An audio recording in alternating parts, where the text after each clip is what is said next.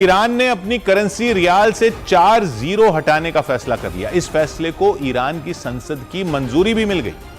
America के प्रतिबंधों की वजह से ईरान की अर्थव्यवस्था की हालत बहुत खराब है। ईरान के इस कदम को और ज्यादा आसान तरीके से समझें तो जल्द ही वहां 10,000 रियाल की कीमत सिर्फ 1 रियाल हो जाएगी। मतलब जैसे भारत में 100 रुपयों के नोट से 2 जीरो हटा दो तो वो 1 रुपया ही रह जाएगा, वैसे ही ईरान ने अपनी करेंसी रियाल से 4 जीरो हटाने का फैसला कर लिया। इस फैसले के बाद ईरान में कई तरह के बदलाव देखने को मिल सकते हैं। जैसे वहां का कोई करोड़पति इस फैसले के लागू होने के बाद हजारपति ही रह जाएगा। ईरान में महंगाई भी बेलगाम है। वहां महंगाई दर 35% पहुंच चुकी है। 35% महंगाई का मतलब जो चीज पिछले साल तक 100 की थी वो चीज इस साल 135 की हो गई। इस सब के बीच ईरान की सरकार ने रियाल से 4 जीरो हटाने का निर्णय लिया। यानी इसे इस तरीके से भी समझा जा सकता है कि जैसे अगर भारत में रुपए से अगर 2 जीरो हटा दें तो 100 रुपए का नोट 1 रुपए का हो जाएगा, और इसी तरह 500 रुपए का नोट 5 रुपए का हो जाएगा। और ईरान तो अपनी करेंसी से 4 जीरो हटा रहा है, यानी वो अपने 10,000 के नोट को 1 का नोट बना रहा है। मतलब वहां का 10,000 रियाल 1 रियाल बन जाएगा। मतलब अगर अभी कोई व्यक्ति ईरान में करोड़पति है, उसके पास 1 करोड़ रियाल है, तो करेंसी बदलने के बाद उसकी संपत्ति 1000 में रह जाएगी। यानी 1 करोड़ रियाल के 1000 रियाल रह जाएंगे, क्योंकि 1 करोड़ रियाल के पीछे के 4 जीरो गायब हो जाएंगे। ईरान की अर्थव्यवस्था अमेरिकी प्रतिबंधों की वजह से बेहाल है। ऊपर से महंगाई भी बेकाबू हो चुकी है। वहां महंगाई दर 35% हो चुकी है। इसका मतलब यह हुआ कि जो चीज पिछले साल वहां 100 की थी वो 135 की हो चुकी है। ईरान में महंगाई दर बढ़ने का यह सिलसिला कई साल से चला आ रहा है। साल 1979 तक ईरान में अमेरिका के समर्थन वाले शाह की सत्ता थी। कहा जाता है कि वो अमेरिका के इशारे पर काम करते थे। ईरान के लोग मानते थे कि शाह असल में अमेरिका के हाथों की कठपुतली हैं जो अमेरिका के इशारों पर हर फैसले लेते हैं। ईरान में धीरे धीरे उनकी सत्ता के खिलाफ लोगों के अंदर गुस्सा बढ़ता गया। वहां गृह युद्ध जैसे हालात बन गए थे। 1979 में ईरान में लोगों ने विद्रोह कर दिया था। खबरों के मुताबिक विद्रोह को दबाने के लिए अमेरिका ने शाह को सैन्य और आर्थिक मदद दी थी, लेकिन ईरान के लोगों ने शाह की सत्ता को उखाड़ फेंका था।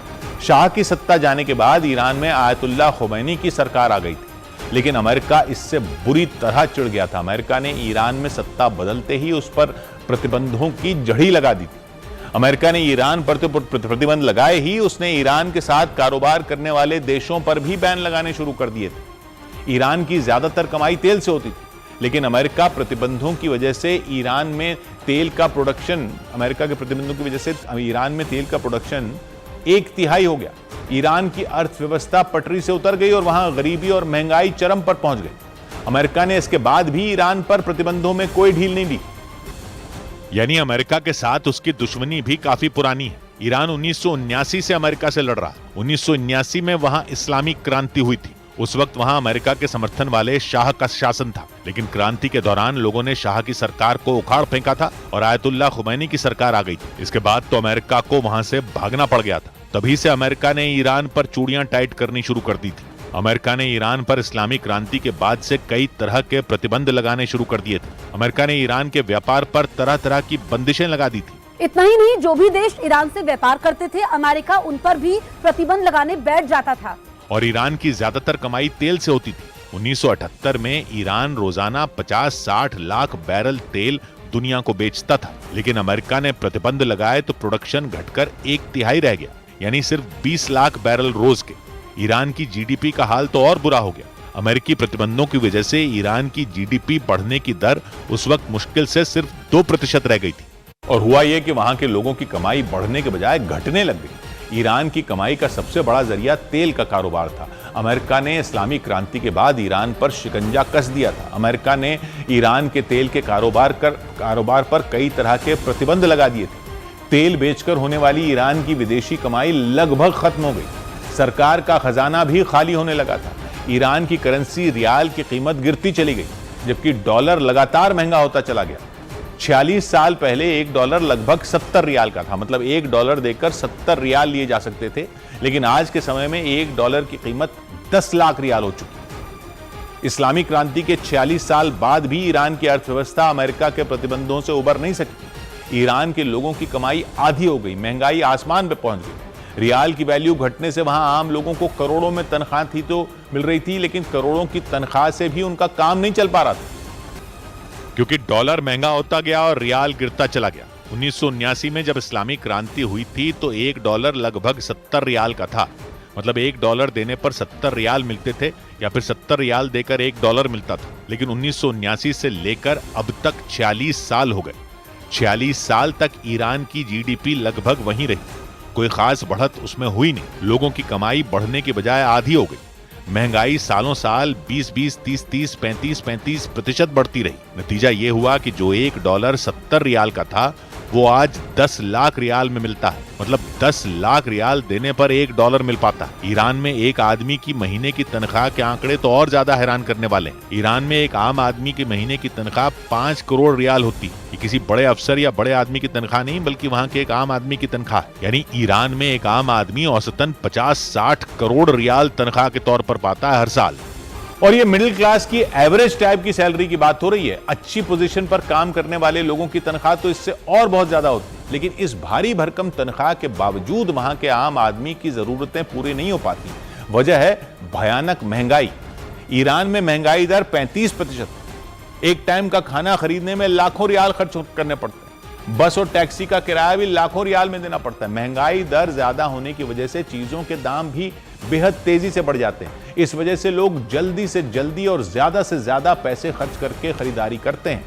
इससे होता यह है कि वहां रियाल का सर्कुलेशन बढ़ गया और सर्कुलेशन बढ़ने की वजह से रियाल की वैल्यू कम हो गई। जानकारों का मानना है कि ईरान की सरकार ने भी बड़ी गलती की। ईरान ने बहुत ज्यादा नोट छाप दिए। इससे मार्केट में ज्यादा रियाल पहुंच गए। रियाल की वैल्यू लगातार घटती गई और डॉलर की कीमत बढ़ती चली गई। ऊपर से बढ़ती महंगाई ने ईरान में लोगों की कमर तोड़कर रख दी। क्योंकि ईरान में महंगाई दर 35% पहुंच गई, जिसकी वजह से महीने के 5 करोड़ रियाल मिलने पर भी वहां आम आदमी का काम नहीं चल रहा। क्योंकि एक टाइम का खाना ही वहां लाखों में पड़ रहा है। बस पकड़ो, टैक्सी लो तो किराया लाखों में आ जाता। ऊपर से वहां ऐसी महंगाई चल रही है कि जो चीज 10 लाख की थी वो जल्दी से 13-14 लाख की हो जाती है। चीजें महंगी होने के डर से वहां लोग जल्दी जल्दी खर्च कर रहे हैं, ये सोचकर कि आज खरीद लें, क्या पता कल वही चीज और ज्यादा महंगी हो जाए।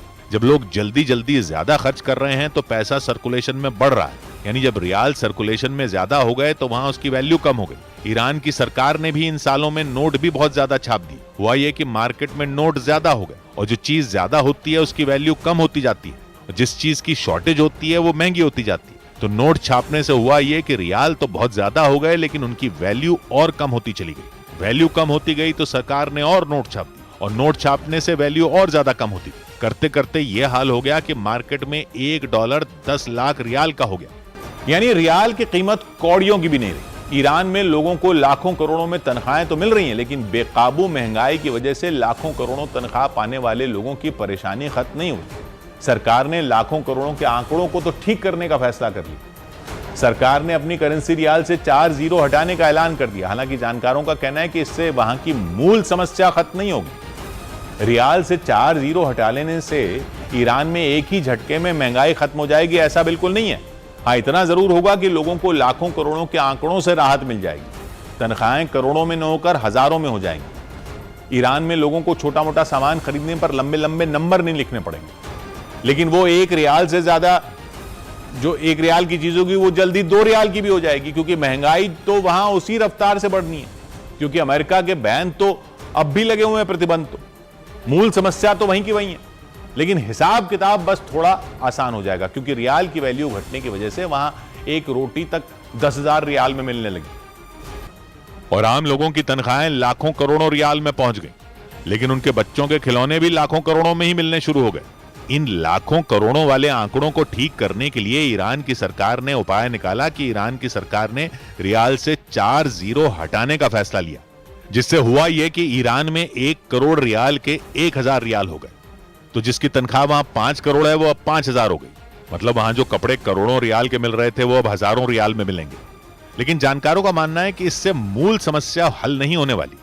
नोटों पर इतने जीरो लगे हों कि हिसाब लगाना मुश्किल हो जाए, वो तो नहीं होगा, लेकिन महंगाई वैसी की वैसी रहेगी। मतलब जो रोजमर्रा की चीजें खरीदने के लिए लंबे लंबे नंबर लिखने पड़ते हैं वो अब नहीं होगा। यानी जो रोटी 10,000 रियाल में मिलती है वो 1 रियाल में मिल जाएगी। लेकिन वो 1 रियाल से जल्द ही 2 रियाल की भी हो जाएगी, क्योंकि महंगाई तो वहां उसी रफ्तार से बढ़नी है। क्योंकि अमेरिका के बैन तो अब भी लगे हुए हैं। मूल समस्या तो वहीं रहेगी।